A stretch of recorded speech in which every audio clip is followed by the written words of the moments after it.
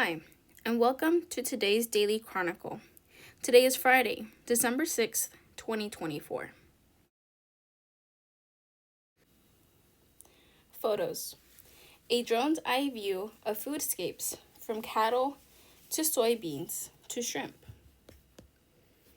The African nation of Mauritania was a land of pastoral nomads when it gained independence from France in 1960. But it has since become a nation of fishermen as well, with hundreds of pirogues lining the beach of the capital of Nouakchott.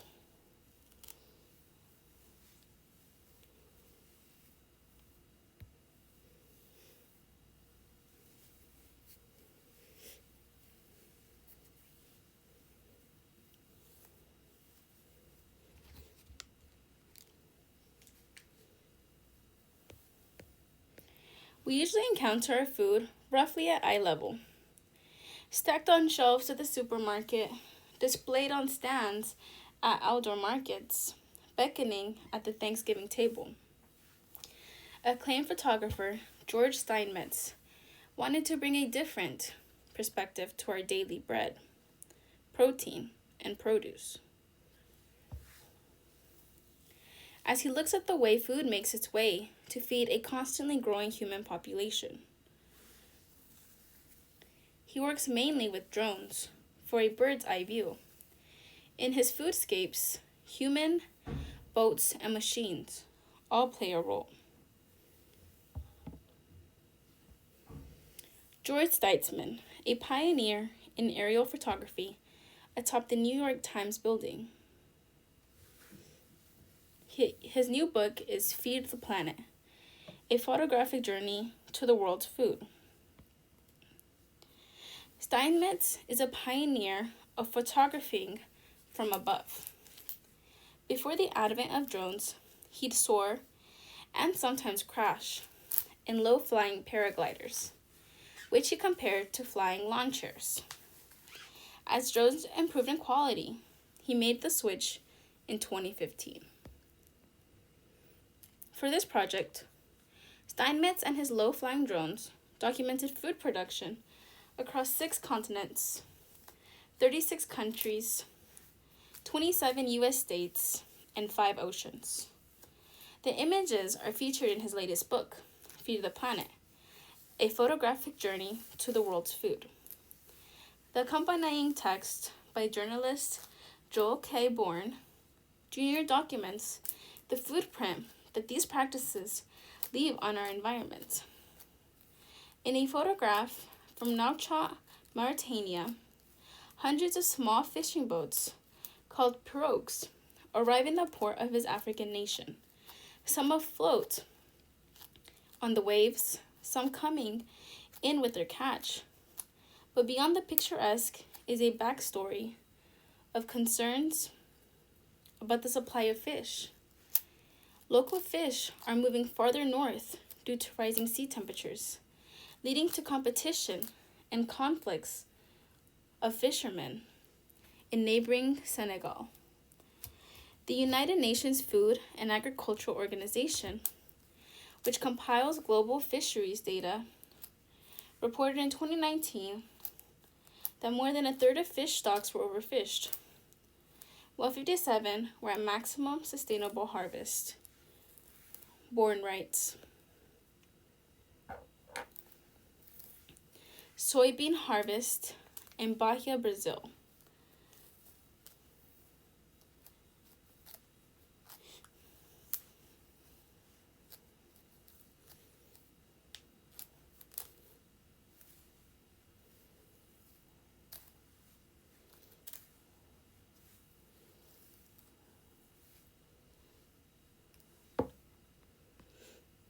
The boats harken back to ancient times, but much food of production today is ultra-modern. Over the course of his travels, Steinmetz was struck by the existence of all these tremendously super-industrialized, globalized production sites, he says, as well as the dominant trend everywhere toward mechanization. Both are in view of this photo of the soybean harvest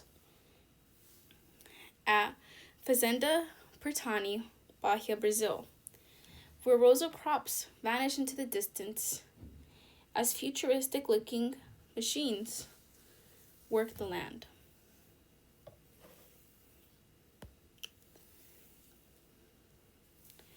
This photo shows paths of deforestation caused by illegal clear-cutting for cattle farms, logging, and gold mining in Pará State near Itatoba in Brazil.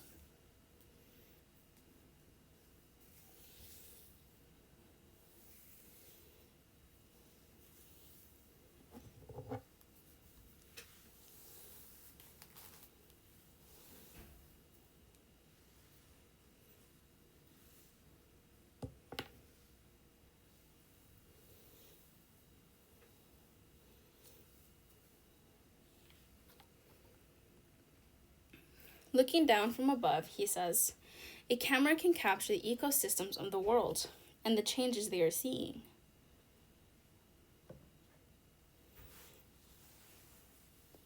Like a map that is happening right before you. That's evident in the photo above, showing the paths of deforestation caused by illegal clear-cutting for cattle farms.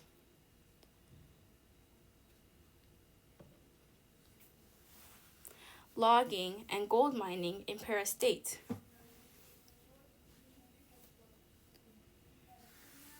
The Wrangler feed yard in Tulia, Texas, houses and about 50,000 head of cattle.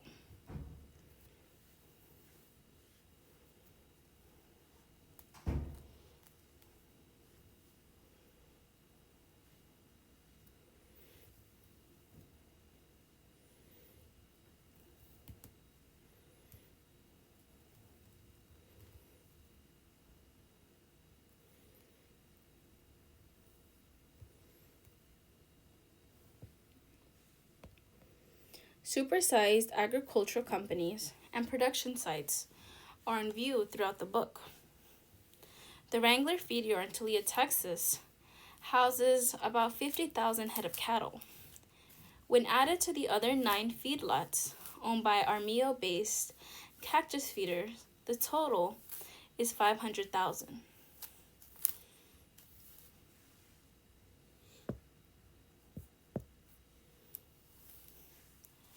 After further fattening up, they arrive at about 750 pounds each for several months. The cattle are sent to slaughterhouses.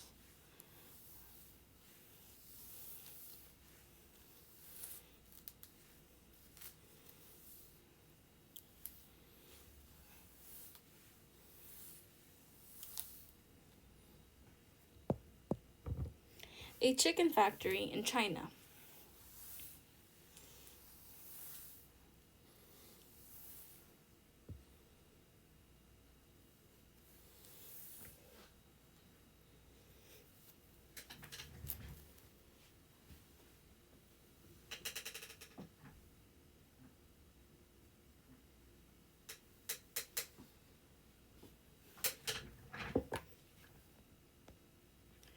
Steinmetz also learned that a slaughterhouse has its own special procedures to get the right parts of the animal to the right market. At a large pig slaughterhouse in Brazil, Steinmetz recounts each carcass could provide something like 10 different individual parts to each of 10 different countries where they could get the best prices. The noses sold well in Nigeria. There was a good market for the feet in China.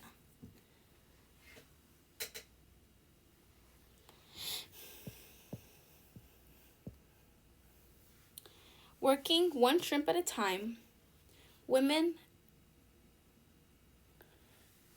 at Avanti Frozen Foods in Yervam, India, can de-shell and devein up to 44 tons of farmed shrimp per day from the company's 1,600 acres of shrimp ponds.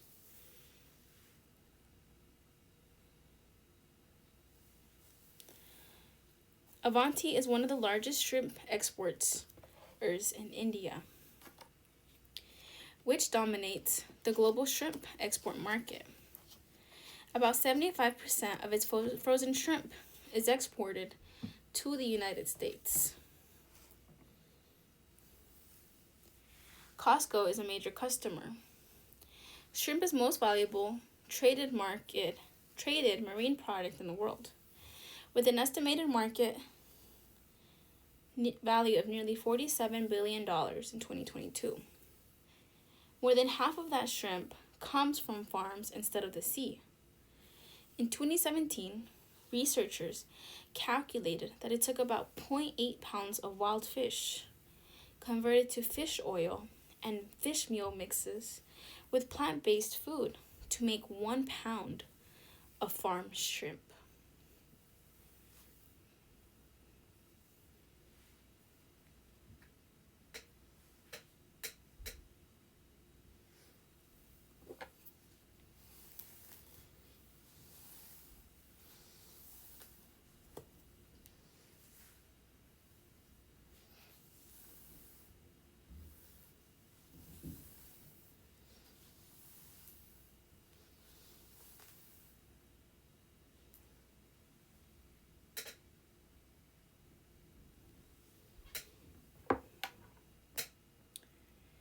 As for the market for shrimp, at Avanti Frozen Foods in Yerevan, Andhra Pradesh, India, exports of about 75% of its frozen shrimps to the U.S. Costco is a major customer.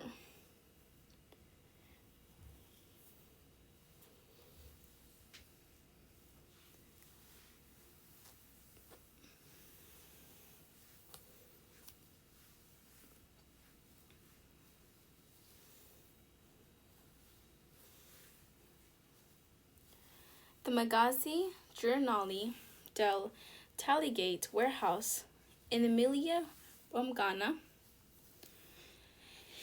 Italy, is the Fort Knox of cheese, with an inventory of 500,000 wheels, worth an estimated $157 million.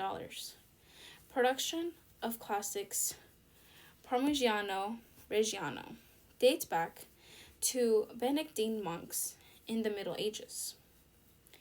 For the last 80 years, production has been strictly controlled. Cows must be raised in the provinces of Parma, Reggio Emilia, Modena, and parts of Bologna and Mantua, and eat only local forage. It takes 145 gallons of milk to make each 84-pound wheel, which is aged at least a year, and turned and brushed every 7 days to cure properly. At the end of the year, experts tap each wheel with a hammer to listen for defects and decide whether it is worthy to be branded with the mark of Parmigiano Reggiano. If so, it's left to cure for another 24 to 40 months.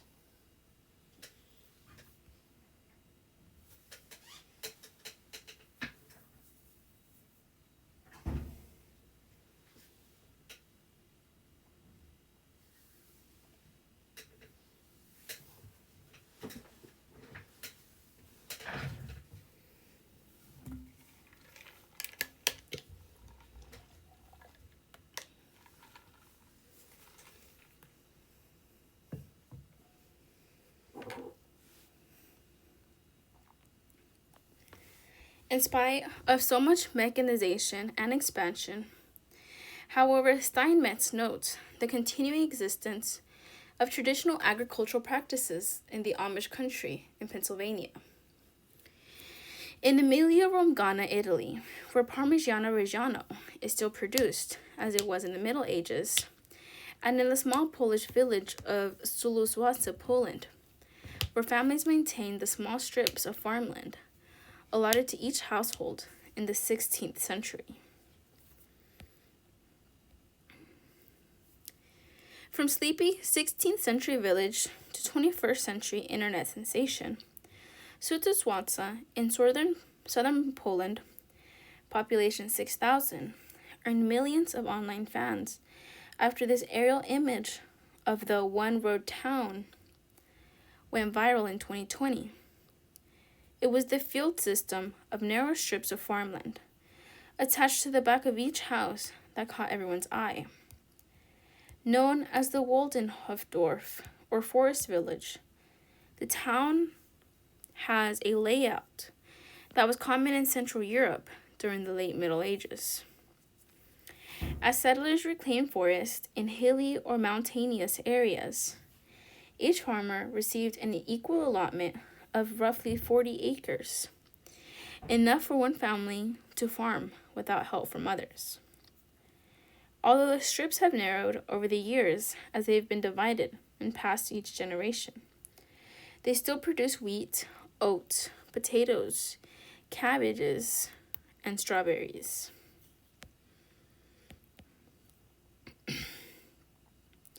Meanwhile, in the East RC region of Ethiopia,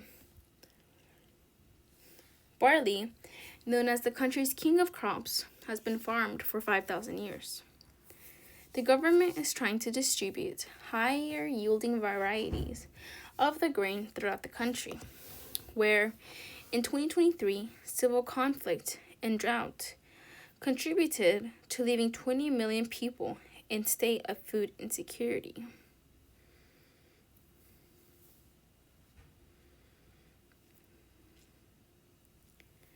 A free hot meal is served at the Sri Harmand Sahib, better known as the Golden Temple, in Amritsar in Punjab state, India. The community kitchen provides a free hot vegetarian meal to 100,000 people every day of the year, consisting of Indian flatbread, rice, a curried vegetable dish, and lentil soup. The food is paid for by donations and ladled out mostly by volunteers. Sikh temples around the world serve as an estimated 7 million free meals every day around the world as an act of charity.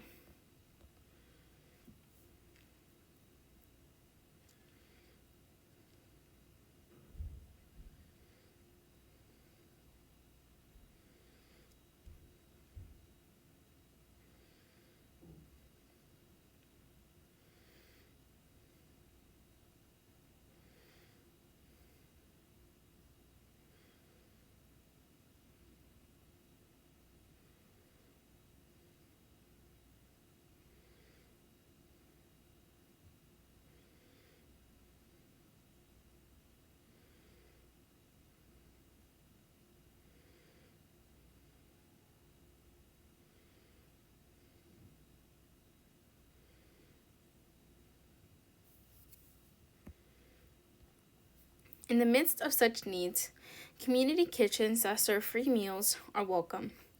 One such site is the Sri Harmandir Sahib, or Golden Temple, in Punjab state, India, where 100,000 people receive hot vegetarian meals every day. In selecting the photos for his book, Steinmetz says, "I tried to strike a balance between wonder and worry. Wonder at how much we've been able to improve productivity, and at the same time, getting across the message that we want to try to protect what little wild places we have left in our planet." How worried should we be about disease X? An unidentified illness has been reported in Kwango province, in the southwest of the Democratic Republic of Congo. They're calling it disease X. It's a mysterious illness circulating in a remote part of the Democratic Republic of Congo. Current figures, almost 400 cases and 79 deaths. International health authorities are monitoring. It all started on October 24th, when the first patient fell ill with an unidentified sickness. Others soon followed, all the Panzi health zone in Kwango province. But it wasn't until December 1st that the national government was notified. At the Emergency Operation Center for Public Health and at the INSP, National Institute of Public Health, which is in maximum alert mode, we've already positioned central level teams who will leave within 24 hours to join the local health zone, says Dr. Daid Mwamba, the Director General of INSP, who spoke in French at a press briefing on Thursday. The most frequent symptoms that were noted: fever, headache, cough, and sometimes difficulties to breathe, he said. More than half the cases are in children under 5. Prognosis uncertain. No one knows yet how worried to be about disease X. In fact, situations like this occur probably several times a year around the world, says Michael Osterholm, director of the Center for Infectious Disease Research and Policy at the University of Minnesota, who had been tracking the DRC outbreak. Most times, an unidentified disease is in fact identified as something that's known and brought under control locally. However, in all such instances, the concern is that the disease will take off and spread around the world, as COVID-19 did. And in DRC, he says that the mortality rate is striking, but it hasn't appeared to grow exponentially. As Congolese officials, as well as the international teams from the Africa Centers for Disease Control and Prevention at the World Health Organization, descend on the rural area to investigate, samples from the patients have already been sent to a lab in the provincial capital more than 300 miles away. They are being run through a battery of tests to see if the disease can be identified. Results are expected in 24 to 48 hours. Preliminarily, it appears the disease may be airborne, experts say at Thursday's press briefing. However, it has not yet been confirmed, and there are tons of unanswered questions. Is it an infectious disease? Is it a non-infectious disease? If we talk about infection diseases, is this a viral infection? Is it a bacterial infection? Is it a fungal infection? Is it a parasitic infection? There are many things we don't know, says Dr. Jean Kaseya, Director General of Africa CDC. We want to know very quickly, what is this disease? The world is wondering.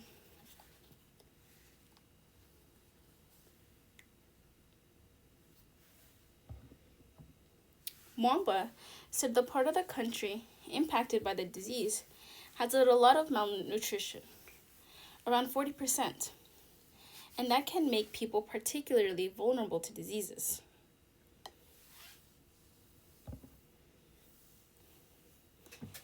The area was also hit by an outbreak of typhoid fever 2 years ago.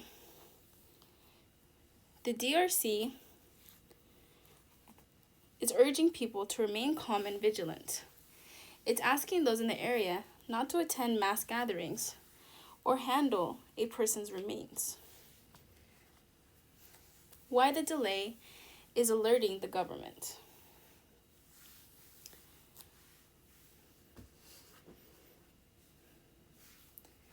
Kaseya expressed frustration at how long it took the national authorities to get alerted. How can we accept having 5-6 weeks of delay, he says.